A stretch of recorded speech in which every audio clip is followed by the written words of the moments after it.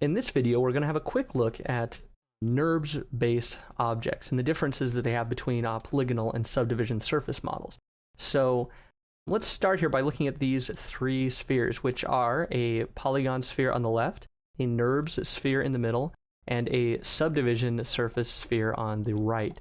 So the big difference here, you can quickly see a difference between the NURBS and the polygonal structure, and that's that the polygonal structure is very dense, and the NURBS one is much more sparse. Now, I can go and actually make this even less sparse, so I could turn down my numbers here. Let's go to 4 and we'll do it 4 and 4. So you can see I can make that even less dense, but it doesn't lose the smooth structure. I can change this back up to 8, 9, 10. And all these different sections in these spans are giving us more control over the shape of the actual NURBS surface.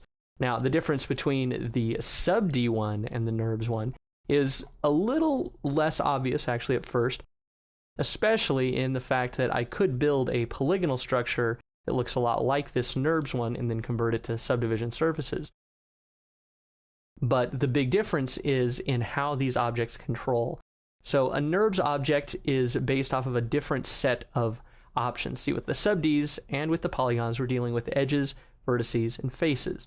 And those faces or those polygons with the sub-D object are just taken and smoothed and refined, broken down from quads into 4 quads, and those quads into 4 more quads, etc., to give you a smooth shape. With the polygon, you actually have to create all of the polygons in order to get that smooth shape. So there's a big difference there.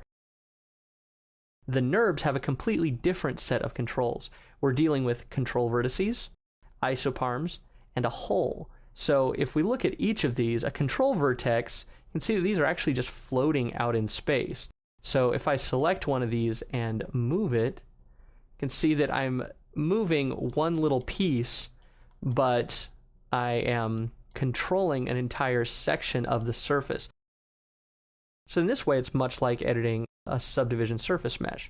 Now, if I go in here and let's check isoparms, now these are going to be the actual individual edge loops. Now, these aren't as openly editable as an edge in, say, a polygon-based structure or in a subdivision surface structure. And then the last one that we have is a hole. And this is going to appear much like a cage around a subdivision surface object, where we have kind of this outlying group that can be edited, and while you're editing this low poly cage or this hole, the smoothed NURBS model underneath is what is actually taking the change to the curve.